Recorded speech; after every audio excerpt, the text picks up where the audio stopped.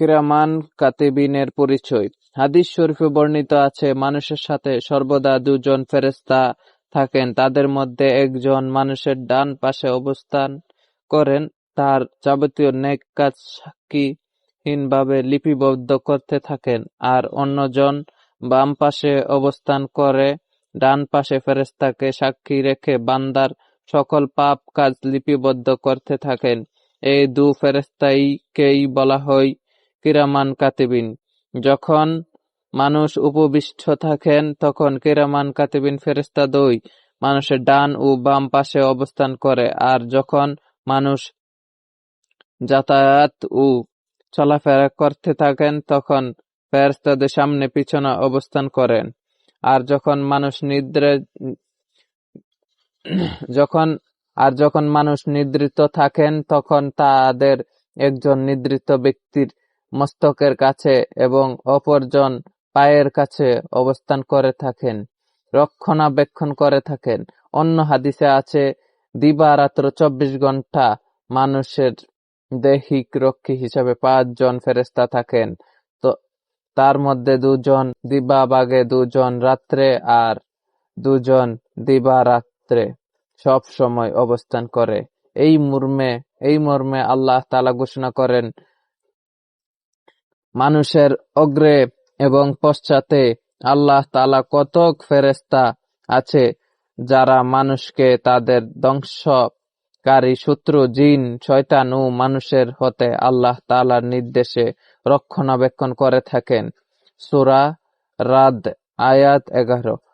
নবী করিম সাল্লাল্লাহু আলাইহি সাল্লাম ইরশাদ করেন, মানুষ কোনো একটি নেক কার্য করতে দৃঢ় সংকল্প হলেই তার ডান পাশের অবস্থানত ফেরেশতা নেক কার্যের পরিবর্তে 1 বা অধিক সওয়াব তার আমলনামায় লিপিবদ্ধ করে থাকেন। আর যখন মানুষ গুনার কার্য করে তখন বাম পাশের ফেরেশতা তার আমলনামায় এই গুনার কার্য লেখার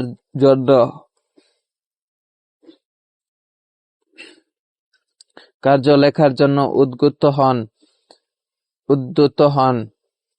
এই সময় ডান পাশের ফেরেশতা বাধা দিয়ে বলেন, একটু অপেক্ষা করুন, দেখুন এই ব্যক্তি তওবা করে কিনা।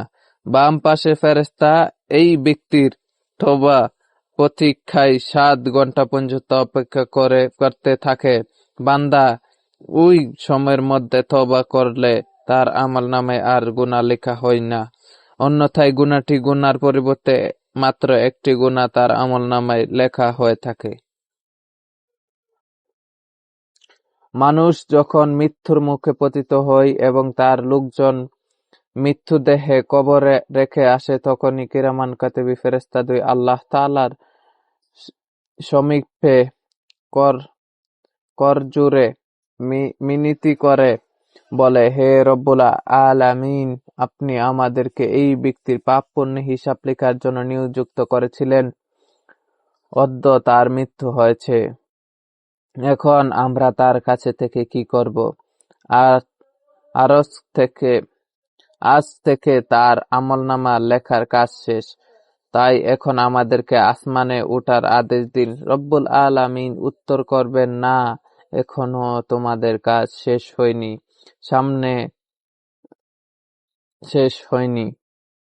আসমানে এসে কি করবে? তোমাদের থাকার মতো স্থান আসমানে নেই। আসমান ফেরেশতাই একেবারে পরিপূর্ণ। তারা সর্বদা আমার জিকির, আজকার, তাসবিহ, তাহলিল মশগুল আছে। বরং তোমরা আমার প্রিয় বান্দার নিকট অবস্থান করো। যতক্ষণ তাকে হিসাব নিকাশের জন্য উঠানো হবে না, ততক্ষণ তোমরা সেথায় অবস্থান করে সর্বদা তাসবিহ, তাহলিল ইত্যাদি পড়তে থাকো এবং তার মাগফিরাত কামনা করতে থাকো। কিরামান কাতিবিন রব্বুল আলামিনের এই নির্দেশ পেয়ে কিয়ামত পর্যন্ত ওই ব্যক্তির জন্য মাগফিরাত কামনা করতে থাকবেন। কিরামান কাতিবী ফেরেশতাদ্বয়কে এজন্যই কিরামান কাতিবী বলা হয় যে বান্দা যখন উত্তম কাজ করে তখন ওই ফেরেশতাদ্বয় আল্লাহ তাআলার দরবারে বান্দার নেক কার্যে সুসংবাদ দিয়ে সান্নিধ্যে উপস্থিত হন এবং বান্দা ভালো কর্মের পক্ষে সাক্ষাৎ প্রদান করেন। আর যখন বান্দা ভুলে ভুলে গুনাহের কাজ করে বসে তখন তারা অত্যন্ত দুঃখিত ও অনুতপ্ত হয়ে মুখ মলিন করে রব্বুল আলামিনের দরবারে হাজির হন। রব্বুল আলামিন ফেরেশতাদ্বয়কে জিজ্ঞেস করেন, হে কিরামান কাতিবিন, তোমরা এইরূপ মলিন মুখ কেন? আমার বান্দা কি কোনো গুনাহ করেছে? তখন তারা কোনো প্রকার উত্তর না করে আল্লাহ রব্বুল আলামিনের দরবারে মুখে দাঁড়িয়ে থাকেন। এভাবে আল্লাহ পাক তাদেরকে দ্বিতীয়বার জিজ্ঞেস করেন, কিন্তু তারা বিনা উত্তরে মলিন মুখ দাঁড়িয়ে থাকেন। যখন তৃতীয়বার জিজ্ঞেস করেন, হে ফেরেশতাদ্বয়, তোমাদের কি হয়েছে? কেন এরূপ মলিন মুখে চুপচাপ দাঁড়িয়ে আছো? তখন ফেরেশতাদ্বয় করুণ কণ্ঠে উত্তর করেন, হে রব্বুল আলামিন, আপনার এক নাম সত্তার অন্যায় গোপনকারী। আপনি আপনার বান্দাকে নির্দেশ করেছেন একের অন্যায় অপরাধ অন্যের নিকট গোপন করতে। তাই আমরাও আজ এই বান্দার অন্যায় প্রকাশ করতে শরম বোধ করছি। এছাড়া তারা আমাদের সামনে তোমার পবিত্র বাণী পাঠ করে প্রশংসা করেছে এবং আমাদেরকে কিরামান কাতিবিন বলে সম্বোধন করেছে। তাই আমাদের কামনা, আপনি এই বান্দার গুনাহ গোপন রাখুন, কেননা আপনি একমাত্র বর্তমান ও ভবিষ্যতের সর্বশ্রেষ্ঠ জ্ঞানী। আপনি নিজেই ইরশাদ করেছেন, আমি কিরামান কাতিবিন ফেরেশতাকে তোমাদের তত্ত্বাবধায়ক নিযুক্ত করেছি। সূরা ইনফিতার আয়াত 10-11। মহান আল্লাহ তাআলা মানুষের হিফাজতের জন্য দুজন সম্মানিত ফেরেশতা সৃষ্টি করে তাদের কাছে থাকার জন্য নির্দিষ্ট করে দিয়েছেন। যে ফেরেশতারা মানুষের সাথে সাথে অবস্থান করে তাদের কর্মকাণ্ড অবলোকন করে এবং তা ডায়েরি বুকে লিপিবদ্ধ করে রাখে। মানুষ এমন কথা ও কাজ বলে না এবং করে না যে সমস্ত কাজ ও কথাগুলি রেকর্ড করে রাখা হয়। মহান আল্লাহ তাআলা ইরশাদ করেন, মানুষের সবকিছু রেকর্ড করা হয়, কারণ কিয়ামতের ময়দানে মহান আল্লাহ পাক যখন মানুষের কাছে হিসাব চাইবেন তখন মানুষের স্বভাব সুবল আচরণের মাধ্যমে বলে উঠবে যে, আয় বারে ইলাহ, হ্যাঁ ভালো কাজ নেই যা আমি করিনি। কিন্তু তখন মানুষ মিথ্যে বলে পার পেয়ে চলে যেতে চাইবে।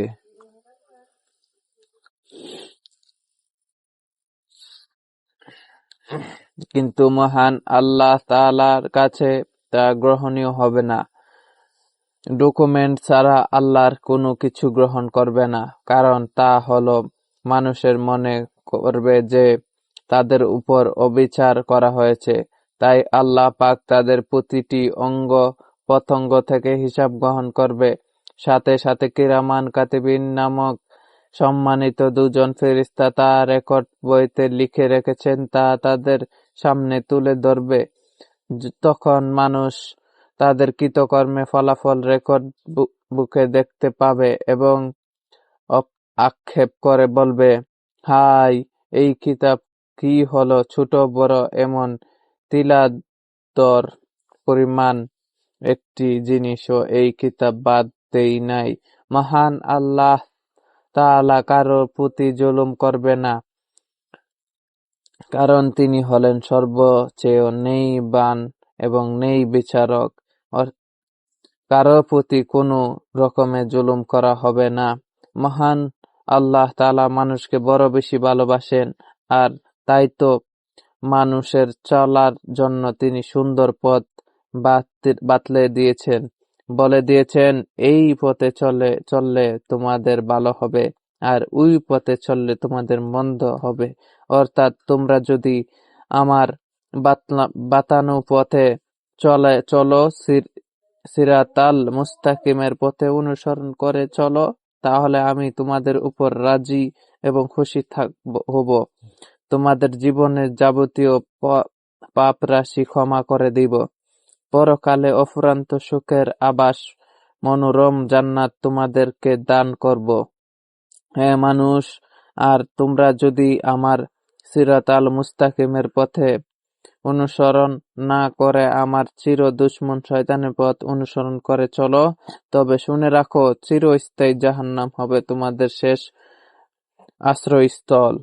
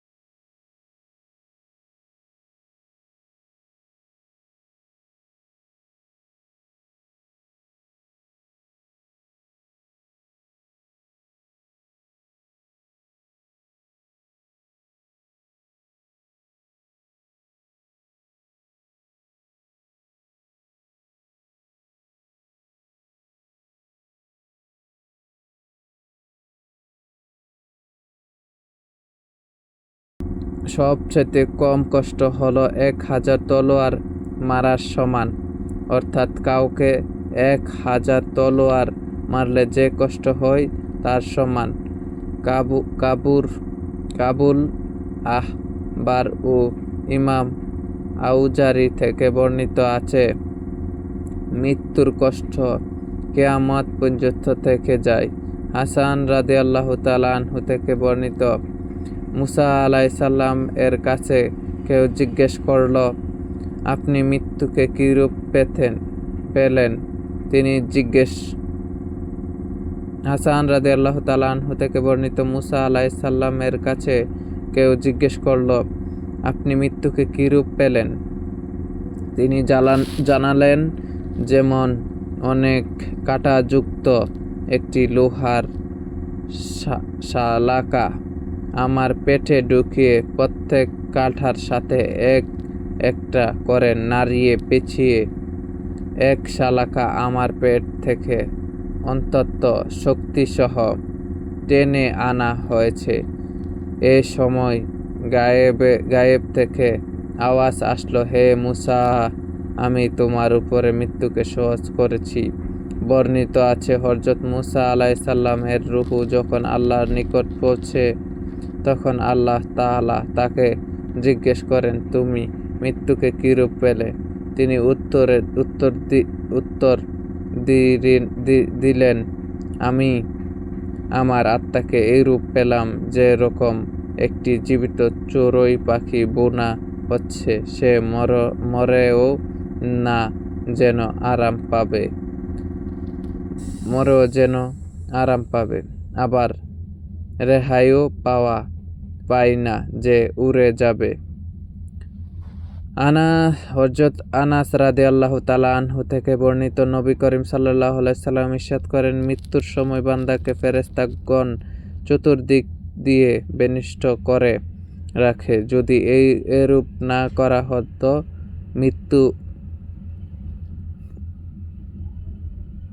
তবে মৃত্যুর কষ্টে বান্দা জঙ্গল ও ময়দানে দৌড়ে পালাতো।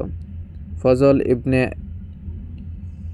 আয়াজ রাদিয়াল্লাহু তাআলা আনহুকে জিজ্ঞেস করা হলো, মানুষ পিঁপড়ের কামড়ে পেরেশান হয় আর মৃত্যুর সময় কেন নিশ্চিন্তে থাকে? তিনি বলেন, ওই সময় ফেরেশতাগণ তাকে আবদ্ধ করে রাখেন। রাসূল সাল্লাল্লাহু আলাইহি সাল্লামকে জিজ্ঞেস করা হলো, মৃত্যুর কষ্ট ও কঠোরতা কিরূপ হয়? হুজুর সাল্লাল্লাহু আলাইহি সাল্লাম ইরশাদ করলেন, সহজ মৃত্যু এইরকম, যেমন কাঁটাযুক্ত ডালকে রেশমি কাপড়ের মধ্যে রেখে টানলে প্রত্যেক কাঁটার সাথে রেশমের সুতরা টুকরা হয়ে বের হয়। এই ঘটনা হযরত ঈসা আলাইহিস সালাম আল্লাহ তাআলা হুকুমে মৃত্যু দেহকে জীবিত করেন।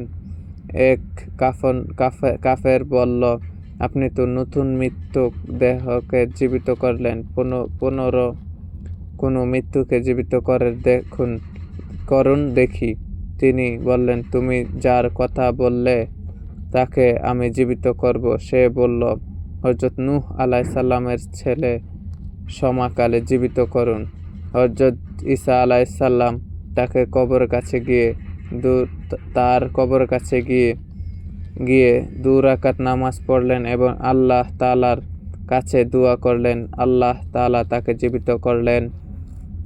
শাম কবর থেকে উঠে দাঁড়ালেন। তার মাথার চুল ও দাড়িগুলো ওই সময় সাদা ছিল। লোকেরা বলল, তোমাদের যুগে তো কারো চুল সাদা হতো না, তোমার চুল কিভাবে সাদা হলো? তিনি উত্তর দিলেন, যখন জীবিত করার জন্য আমাকে ডাকা হলো, আমি মনে করেছি কিয়ামত এসে গেছে, এই ভয়ে আমার চুল সাদা হয়ে গেছে।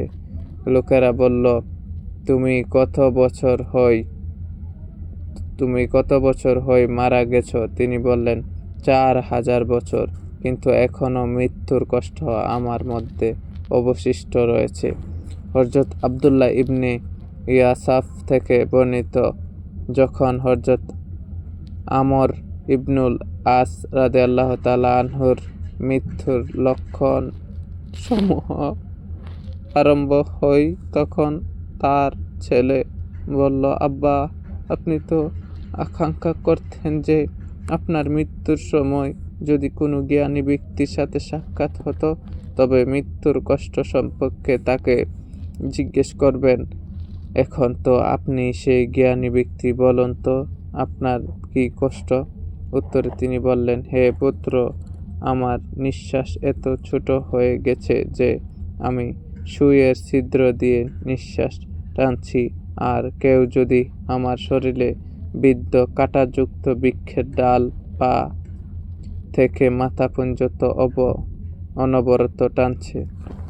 হযরত ইবনু আবি মুলাইকা রাহমাতুল্লাহ আলাইহি থেকে বর্ণিত, হযরত উমর রাদিয়াল্লাহু তাআলা আনহু কাবুল আহবারকে মৃত্যুর অবস্থা সম্পর্কে জিজ্ঞেস করলেন। তিনি বললেন, হে আমিরুল মুমিনিন, মৃত্যুর কাঁটাযুক্ত বৃক্ষের নেই যখন তার শরীরে আসে তখন যেন প্রত্যেক শিরা উপশিরা ও জোড়ায় তার কাঁটা ঢুকতে থাকে। ততঃপর একজন শক্তিশালী ব্যক্তি তা টানতে থাকে। সাদ্দাত ইবনে আউস বর্ণনা করেন, মুমিনের জন্য ইহকাল ও পরকালের কষ্টসমূহের মধ্যে মৃত্যুর সবচেয়ে ভয়ানক। কাউকে করাত দিয়ে, চেরা বা কাঁচি দিয়ে টুকরা টুকরা করা, বা পাত্রের মুখ বন্ধ করে দিয়ে সিদ্ধ করার চেয়েও মৃত্যুর বেশি কষ্টদানকারী। যদি মৃত্যু ব্যক্তি কবর থেকে বেরিয়ে এসে মৃত্যুর কষ্ট বর্ণনা করে তবে জগৎদাসী পক্ষে বেঁচে থাকার কষ্টকর হবে, এমনকি ঘুম, তন্দ্রা ও আরাম আয়েশ সব ভুলে যাবে। কাব রাদিয়াল্লাহু তাআলা আনহু বর্ণনা করেন, মুর্দাদের উপর মৃত্যু কষ্ট ততদিন পর্যন্ত বাকি থাকে যতদিন সে কবরে থাকে, অর্থাৎ কিয়ামত পর্যন্ত মুমিনের যত কষ্ট আছে এর মধ্যে মৃত্যুর কষ্টই কঠিন, আর কাফেরের উপর যত কষ্ট আছে এর মধ্যে সবচেয়ে সহজ হলো মৃত্যুর কষ্ট। ওহাব ইবনে মুমাবখে থেকে বর্ণিত, মৃত্যু কাফেরের সর্বপ্রথম আর মুমিনের সর্বকষ্ট। ওয়াসিলা ইবনু আসকা রাদিয়াল্লাহু তাআলা আনহু থেকে বর্ণিত, নবী করিম সাল্লাল্লাহু আলাইহি সাল্লাম ইরশাদ করেন, তোমরা মুমূর্ষ কাছে হাজির থাকো, তাকে লা ইলাহা ইল্লাল্লাহ পড়ে শোনাও এবং বেহেশতের সুসংবাদ শোনাও, কেননা জ্ঞানী পুরুষ মহিলা ওই সময় ভয় পেয়ে যায়, আর শয়তান সে সময় খুবই সংকীর্ণ থাকে। ওই সত্তার কসম, মালাকুল মউতকে দেখা 1000 তলোয়ার মারার চেয়েও বেশি কষ্ট। হযরত আনাস রাদিয়াল্লাহু তাআলা আনহু থেকে বর্ণিত, যখন মুমিনের মৃত্যুর কষ্ট আরম্ভ হয় তখন তার অঙ্গ-প্রত্যঙ্গ পরস্পরকে সালাম দিতে থাকেন এবং বলেন, কিয়ামত পর্যন্ত তোমরা একে অন্যের নিকট থেকে পৃথক হয়েছিলে।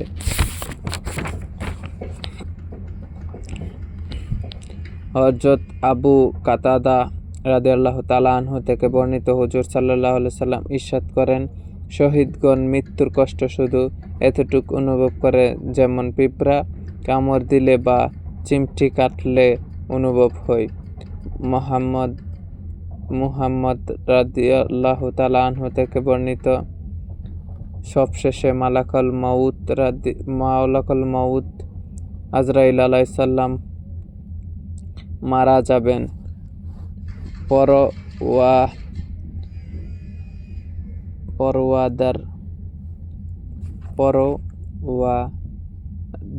পরওয়ারদিগার হুকুম করবেন, হে মালাকুল মউত, তুমি মৃত্যুবরণ করো। এই সময় মালাকুল মউত এত বিকট আওয়াজে চিৎকার দিবেন যে যে যদি আসমানে ফেরেশতাগণ ও জমিনের মানুষ ওই সময় জীবিত থাকত, সবাই এই চিৎকারে মারা যেত। হযরত ইবনে মাসউদ রাদিয়াল্লাহু তাআলা আনহু বর্ণনা করেন, নবী করিম সাল্লাল্লাহু আলাইহি সাল্লাম ইরশাদ করেছেন, মুমিনের আত্মা সামান্য টান দিয়ে বের করা হয়, আর কাফেরের আত্মা গাদার আত্মার নেই খুব সহজে বের হয়ে আসে।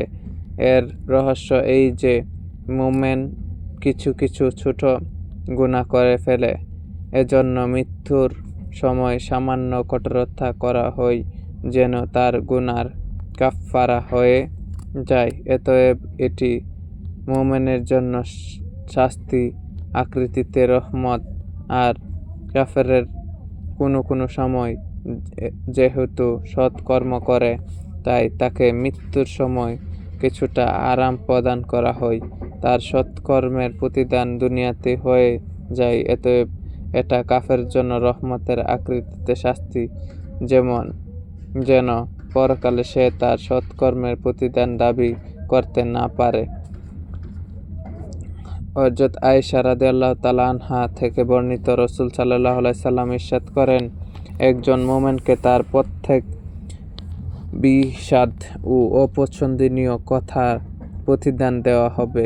এমনকি আত্মসংহারের সময় মুমিন ব্যক্তি যে বমি ও হাঁচি ইত্যাদি হয়, এগুলোর কারণে তার যে কষ্ট হয়, এরও সওয়াব দেওয়া হবে। হযরত আলকামা ইবনে কাস রাদিয়াল্লাহু তাআলা আনহু তার চাচাতো ভাইয়ের মৃত্যুর সময় তার কাছে গেলেন। তিনি তার কপালে হাত দিয়ে ওই সময় তার কপাল গামে ভিজা ছিল। তিনি খুশি হয়ে বললেন, আল্লাহু আকবার। ইবনে মাসউদ রাদিয়াল্লাহু তাআলা আনহু বর্ণনা করতেন, রাসূল সাল্লাল্লাহু আলাইহি সাল্লাম ইরশাদ করেছেন, যেই মুমিনের মৃত্যুর লক্ষণ কপালের গাম, প্রত্যেক মুমিনের কিছু গুনাহ বাকি থেকে যায়, মৃত্যুর সময় তার উপর কঠোরতা করা হয় যেন এই কষ্টের কারণে বাকি গুনাহ শাস্তি দুনিয়াতেই হয়ে যায়। হযরত সুফিয়ান রাহমাতুল্লাহি আলাইহি বর্ণনা করেন, আগের জামানায় লোকেরা মৃত্যুবরণকারী কপালে গাম দেওয়াকে পছন্দ করতেন। কোনো আলেম বলেছেন, মৃত্যুর সময় মুমিনের কপালে গাম দেওয়ার কারণ নাফরমানির কারণে আল্লাহর সাথে সাক্ষাতের কথা মনে পড়ে লজ্জাবোধ হয় যে আমি কিভাবে নাফরমানি করা সত্ত্বেও আল্লাহর সাথে সাক্ষাৎ করব। পক্ষান্তরে কাফের নাফরমানি করতে করতে অন্ধের নেই হয়ে যায়, যার ফলে গুনাহ তার দৃষ্টিতে পড়ে না আর লজ্জাবোধও হয় না। এজন্য লজ্জায় পেরেশান হয়ে মৃত্যুর সময় তার কপালে গামও আসে না। উল্লেখ্য, শুধু কপালে গাম আসার রহস্য এই যে আত্মা সংহারের পূর্বে শরীরের নিম্নভাগ বোধশূন্য হয়ে শুধু উপরিভাগে বোধ শক্তি থাকে, আর লজ্জা শরমের স্থান হলো চক্ষু। এজন্য চক্ষুতে লজ্জার প্রকাশ পেয়ে কপালে গাম এসে যায়। হযরত উমর ইবনে আব্দুল আজিজ রাহমাতুল্লাহি আলাইহি বলেন, আমি চাই না যে মৃত্যুর কাঠিন্য আমার উপর সহজ হোক, কেননা এটাই সর্বশেষ কষ্ট যার দ্বারা মুমিনগণের সওয়াব মিলে।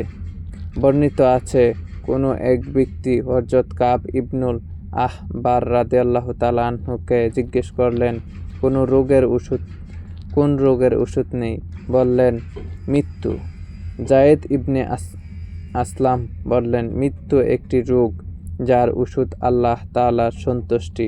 অর্থাৎ যখন কেউ একথা জানতে পারে যে আমার উপর আল্লাহর সন্তুষ্টি আছে, তখন মৃত্যুর সময় যতই কষ্ট হোক না কেন তা সহ্য করা সহজ হয় এবং ওই কষ্ট তখনই কষ্ট মনে হয় না। হযরত আব্দুল্লাহ ইবনে উমর রাদিয়াল্লাহু তাআলা আনহু থেকে বর্ণিত, তিনি বলেন, আমি একদা হঠাৎ আয়েশা রাদিয়াল্লাহু তাআলা আনহুকে জিজ্ঞেস করলাম, মৃত্যু কি? বিষণ্ণতার বস্তু। তিনি বললেন, কেন তা বিষণ্ণতা হবে? আমি হুজুর সাল্লাল্লাহু আলাইহি সাল্লাম থেকে শুনেছি, মুমিনদের জন্য মৃত্যু আরামের বস্তু। হ্যাঁ, বদকারের জন্য অন্তত দুঃখ, বেদনা ও আফসোসের বিষয়।